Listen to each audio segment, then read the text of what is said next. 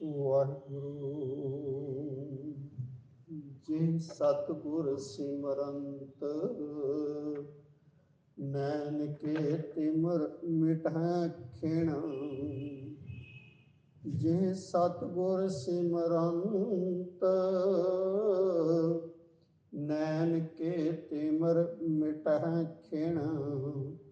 ਜਿਹ ਸਤਿਗੁਰ ਸਿਮਰੰਤ ਹਿਰਦੈ ਹਰਿ ਨਾਮ ਦਿਨੋ ਦਿਨ।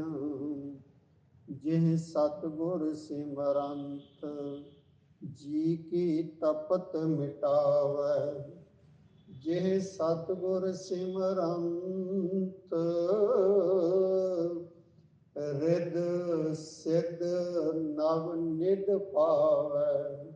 ਸੋਈ ਰਾਮਦਾਸ ਗੁਰ ਬਲ ਭਣ ਮਿਲ ਸੰਗਤ ਧਨ ਧਨ ਕਰੋ।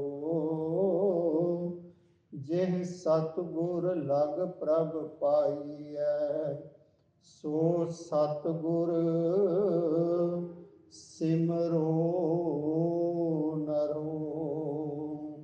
ਜਿਹ ਸਤਿਗੁਰ ਲਗ ਪ੍ਰਭ ਪਾਈਐ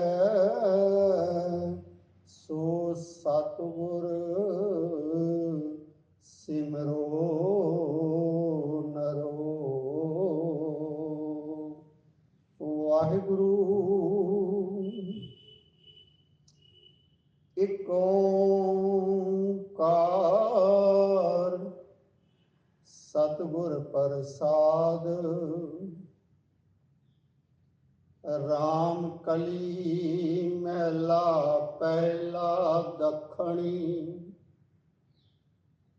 ਓੰਕਾਰ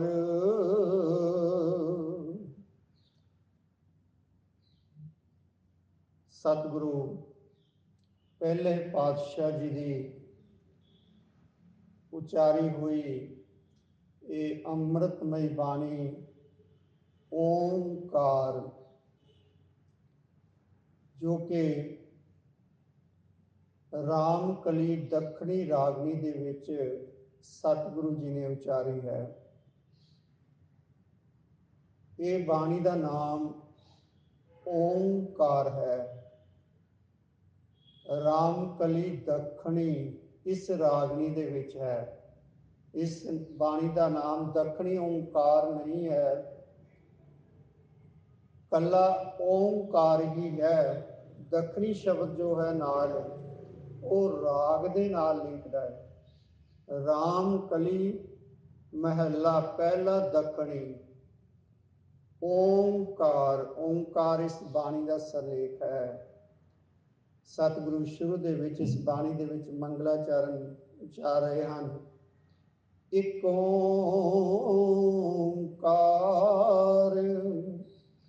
ਸਤਿਗੁਰ ਪ੍ਰਸਾਦ। ਉਹ ਵਾਹਿਗੁਰੂ ਇੱਕ ਹੈ, ਉਸ ਦੀ ਵੱਖਰੀ ਵੱਖਰੀ ਕੋਈ ਸਰੂਪ ਨਹੀਂ ਹੈ। ਕੋਈ ਇਹ ਨਹੀਂ ਕਿ ਵੱਖਰਾ ਸ੍ਰਿਸ਼ਟੀ ਨੂੰ ਪੈਦਾ ਕਰਨ ਵਾਲਾ, ਜਿਸ ਤਰ੍ਹਾਂ ਕਿ ਬ੍ਰਹਮਾ ਕਹਿੰਦੇ ਹਨ, ਮਾਰਨ ਵਾਲਾ ਸ਼ਿਵ ਜੀ ਕਹਿੰਦੇ ਹਨ, ਅਤੇ ਰਿਜ਼ਕ ਪਹੁੰਚਾਉਣ ਵਾਲਾ ਵਿਸ਼ਨੂੰ ਕਹਿੰਦੇ ਹਨ। ਇਸ ਤਰ੍ਹਾਂ ਨਹੀਂ, ਸਤਿਗੁਰੂ ਜੀ ਉਪਦੇਸ਼ ਕਰਦੇ ਹਨ ਕਿ ਉਹ ਵਾਹਿਗੁਰੂ ਇੱਕ ਹੀ ਹੈ। ਉਸ ਇੱਕ ਦੇ ਅੰਡਰ ਹੀ, ਉਸ ਇੱਕ ਦੇ ਕੰਟਰੋਲ ਦੇ ਵਿੱਚ ਹੀ ਸਭ ਕੁਛ ਹੈ। ਉਹ ਹੈ ਵਾਹਿਗੁਰੂ। ਇੱਕ ਓੰਕਾਰ ਸਤਿਗੁਰ ਪ੍ਰਸਾਦ। ਉਹ ਵਾਹਿਗੁਰੂ ਜੋ ਇੱਕ ਹੈ, ਉਹ ਗੁਰੂ ਦੀ ਕਿਰਪਾ ਦੁਆਰਾ, ਪ੍ਰਸਾਦ ਕਿਰਪਾ, ਸਤਿਗੁਰੂ ਸੱਚੇ ਗੁਰੂ ਦੀ ਕਿਰਪਾ ਦੁਆਰਾ ਉਸ ਦੀ ਪ੍ਰਾਪਤੀ ਹੁੰਦੀ ਹੈ। ਇਹ ਬਾਣੀ ਪਹਿਲੇ ਪਾਤਸ਼ਾਹ ਜਦੋਂ ਉਦਾਸੀ ਤੋਂ, ਪਹਿਲੀ ਉਦਾਸੀ ਤੋਂ ਵਾਪਸ ਆ ਰਹੇ ਸਨ, ਤਾਂ ਉਹਨਾਂ ਨੇ ਨਰਮਦਾ ਨਦੀ ਦੇ ਕਿਨਾਰੇ ਦੇ ਉੱਤੇ, ਜਿੱਥੇ ਕਿ ਓਂਕਾਰ ਮੰਦਰ ਹੈ, ਉਸ ਮੰਦਰ ਦੇ ਕੋਲ ਗਏ। ਉਸ ਮੰਦਰ ਦੇ ਵਿੱਚ ਦੇਖਿਆ ਕਿ ਉਸ ਦੇ ਵਿੱਚ ਉਹਨਾਂ ਨੇ ਇੱਕ ਮੂਰਤੀ ਸਥਾਪਿਤ ਕੀਤੀ ਹੋਈ ਹੈ ਤਾਂ ਉਹ ਸ਼ਿਵ ਜੀ ਦੀ ਮੂਰਤੀ, ਲੇਕਿਨ ਉਸ ਨੂੰ ਓਮਕਾਰ ਕਰਕੇ ਉਹ ਵਿਖਿਆਨ ਕਰਦੇ ਹਨ ਕਿ ਇਹ ਓਮਕਾਰ ਹੈ। ਪਰ ਸਤਿਗੁਰੂ ਜੀ ਨੇ ਉਹਨਾਂ ਨੂੰ ਕਿਹਾ ਕਿ ਓਮਕਾਰ ਦੀ ਮੂਰਤੀ ਸਥਾਪਿਤ ਕੀਤੀ ਹੀ ਨਹੀਂ ਜਾ ਸਕਦੀ, ਕਿਉਂਕਿ ਸਤਿਗੁਰੂ ਉਪਦੇਸ਼ ਕਰਦੇ ਹਨ, ਥਾਪਿਆ ਨਾ ਜਾਏ ਕੀਤਾ ਨਾ ਹੋਏ। ਉਸ ਨੂੰ ਥਾਪਿਆ ਨਹੀਂ ਜਾ ਸਕਦਾ, ਉਸ ਨੂੰ ਕਿਸੇ ਤਰ੍ਹਾਂ ਕਿਸੇ ਦੁਆਰਾ ਕੀਤਾ ਵੀ ਨਹੀਂ, ਬਣਾਇਆ ਵੀ ਨਹੀਂ ਜਾ ਸਕਦਾ। ਤੋ ਸਤਿਗੁਰੂ ਉਹਨਾਂ ਨੂੰ ਉਪਦੇਸ਼ ਕਰਦੇ ਹਨ, ਇਹ ਓਮਕਾਰ ਲੈ ਕੇ ਜਿਹੜੀ ਤੁਸੀਂ ਮੂਰਤੀ ਸਥਾਪਿਤ ਕਰਦੇ ਹੋ, ਓਮਕਾਰ ਮੂਰਤੀ ਤੱਕ ਸੀਮਤ ਨਹੀਂ ਹੈ, ਉਸ ਦੀ ਜੋਤ ਤਾਂ ਸਾਰੇ ਪਾਸੇ ਹੀ ਸਮਾਈ ਹੋਈ ਹੈ ਅਤੇ ਉਹੀ ਸ੍ਰਿਸ਼ਟੀ ਨੂੰ ਪੈਦਾ ਕਰਨ ਵਾਲਾ ਹੈ। ਹੋਰ ਕੋਈ ਬ੍ਰਹਮਾ ਇਸ ਸ੍ਰਿਸ਼ਟੀ ਨੂੰ ਪੈਦਾ ਕਰਨ ਵਾਲਾ ਨਹੀਂ ਹੈ। ਉਹ ਓਮਕਾਰ ਜੋ ਹੈ ਉਹ ਹੀ ਇਸ ਸ੍ਰਿਸ਼ਟੀ ਨੂੰ ਪੈਦਾ ਕਰਨ ਵਾਲਾ ਹੈ। ਤੋ ਸਤਿਗੁਰੂ ਜੀ ਸਾਨੂੰ ਉਪਦੇਸ਼ ਕਰਦੇ ਹਨ, ਓਮਕਾਰ ਬ੍ਰਹਮਾ ਉਤਪਤ। ਓਮ ਜਿਹੜਾ ਸ਼ਬਦ ਹੈ ਇਹ ਉਸ ਵਾਹਿਗੁਰੂ ਦੀ ਲਿਖਾਇਤ ਦਾ ਸ਼ਬਦ ਹੈ, ਉਹ ਵਾਹਿਗੁਰੂ ਓਮ।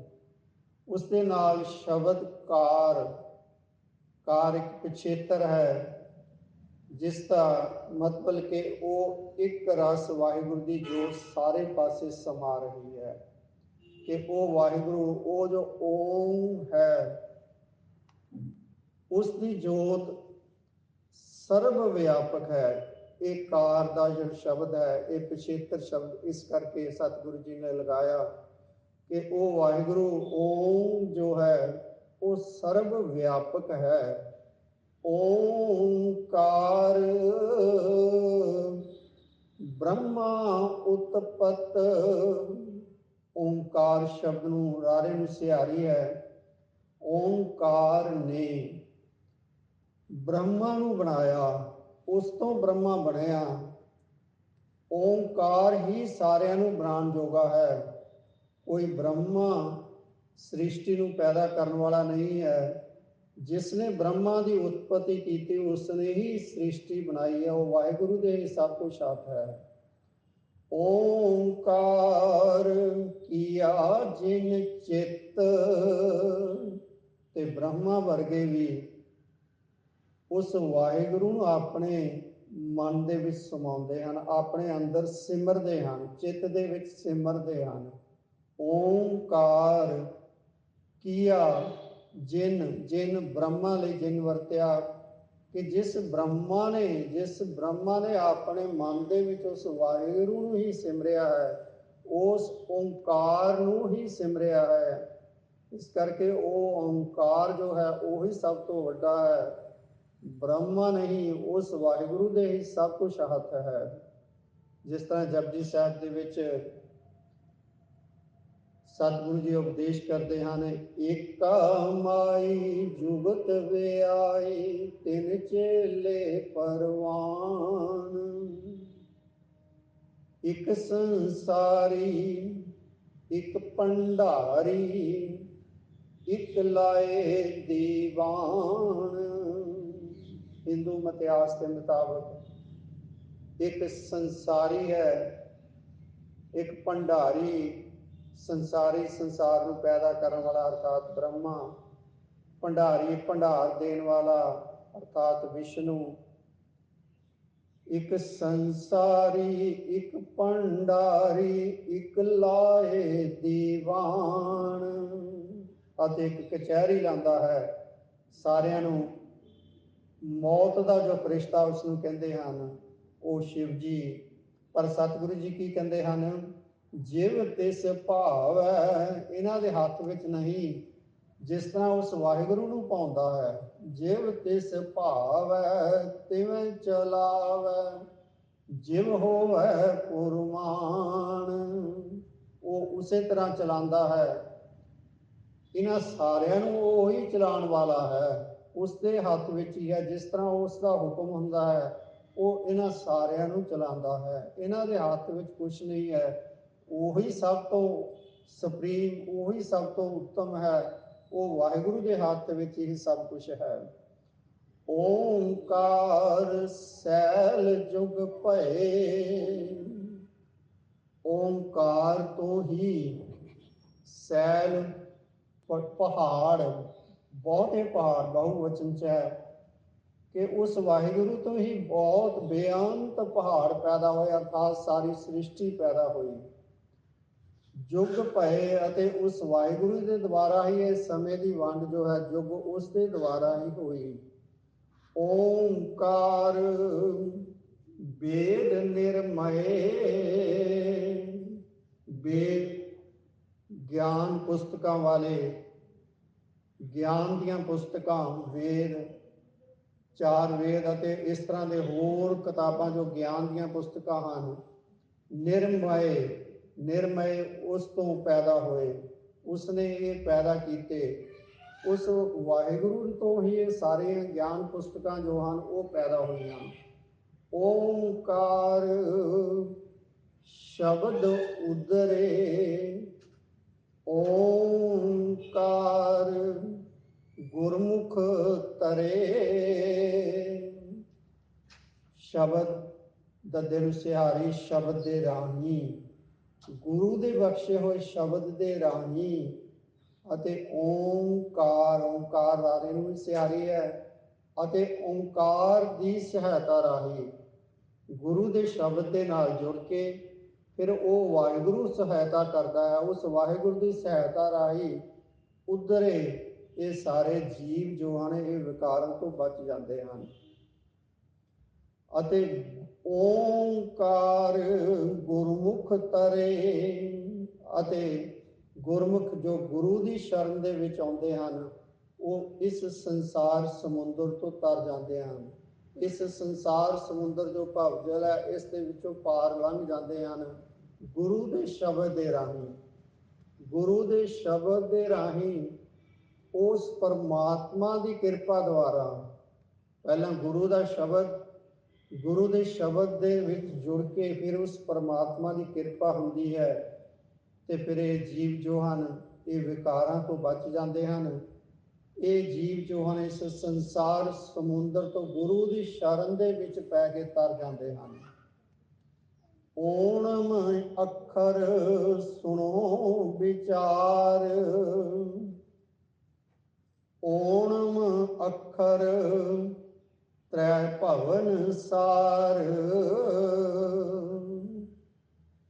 ਓਣਮ, ਇਹ ਓਣਮ ਸ਼ਬਦ ਜਿਸ ਤਰ੍ਹਾਂ ਆਪਾਂ ਕਈ ਦੁਕਾਨਾਂ ਤੇ ਜਾ ਕੇ ਕਈਆਂ ਦੇ ਲਿਖਿਆ ਹੁੰਦਾ ਹੈ ਓਮ ਨਮਾ, ਓਮ ਲਿਖ ਕੇ ਹਿੰਦੀ ਦੇ ਵਿੱਚ ਨਾਲ ਨੰਨਾ ਮੰਮਾ ਤੇ ਨਾਲ ਦੋ ਬਿੰਦੀਆਂ ਪਾਈਆਂ ਹੁੰਦੀਆਂ ਹਨ। ਦੋ ਬਿੰਦੀਆਂ ਜੋ ਹਨ ਸੰਸਕ੍ਰਿਤ ਦੇ ਵਿੱਚ ਇਸ ਨੂੰ ਵਿਸਰਗਾਂ ਕਹਿੰਦੇ ਹਨ ਤੇ ਪ੍ਰੋਨਾਊਂਸੀਏਸ਼ਨ ਦੇ ਵਿੱਚ ਇਹ ਨਮः ਸ਼ਬਦ ਆਉਂਦਾ ਹੈ। ਇਸ ਨੂੰ ਓਮ ਨਮः ਕਿ ਉਹ ਵਾਹਿਗੁਰੂ ਨੂੰ ਨਮਸਕਾਰ ਹੈ।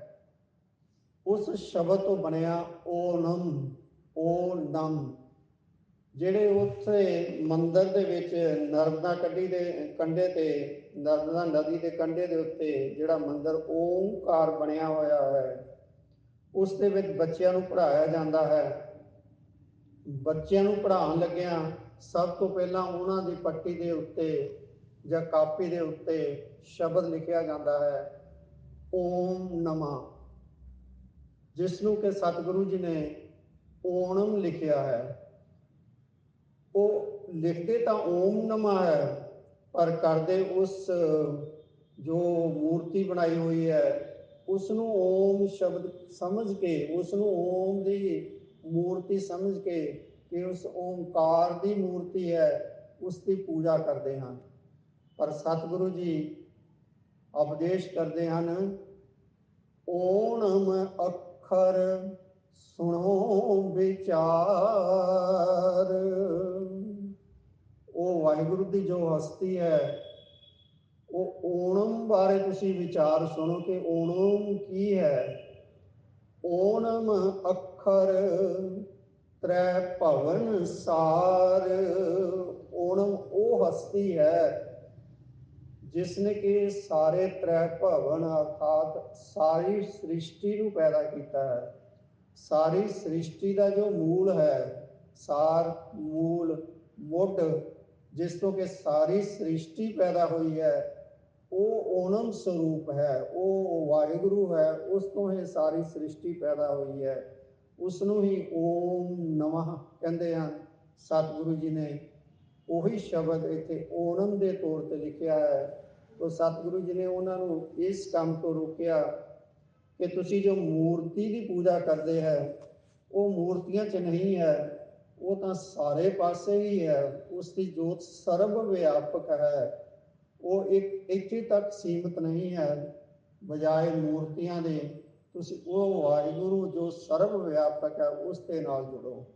ਤੋ ਇਹ ਬਾਣੀ ਜੋ ਸਤਿਗੁਰੂ ਜੀ ਦੀ ਬਖਸ਼ੀ ਹੋਈ ਹੈ, ਓਮਕਾਰ, ਇਸ ਦੇ 54 ਪਦੇ ਹਨ। ਤੋ ਅੱਜ ਪਹਿਲੇ ਪਦੇ ਦੀ ਉਚਾਰ ਹੋਈ ਹੈ। ਸਤਿਗੁਰੂ ਕਿਰਪਾ ਕਰਨ ਆਪ ਇਸ ਤਰ੍ਹਾਂ ਬਾਕੀ ਰਹਿੰਦੇ ਪਦਿਆਂ ਦੀ ਵੀ ਆਪ ਵਿਚਾਰ ਕਰਾ ਲੈਣ। ਆਪਣੇ ਆਸ਼ੇ ਦੇ ਅਨੁਸਾਰ ਆਪ ਹੀ ਕਿਰਪਾ ਕਰਕੇ ਸਿਰ ਉੱਤੇ ਹੱਥ ਰੱਖ ਕੇ ਆਪ ਹੀ ਵਿਚਾਰ ਕਰ ਲੈਣ। ਸਤਿਗੁਰ ਕਿਰਪਾ ਕਰਨ। ਵਾਹਿਗੁਰੂ ਜੀ ਕਾ ਖਾਲਸਾ, ਵਾਹਿਗੁਰੂ ਜੀ ਕੀ ਫਤਿਹ।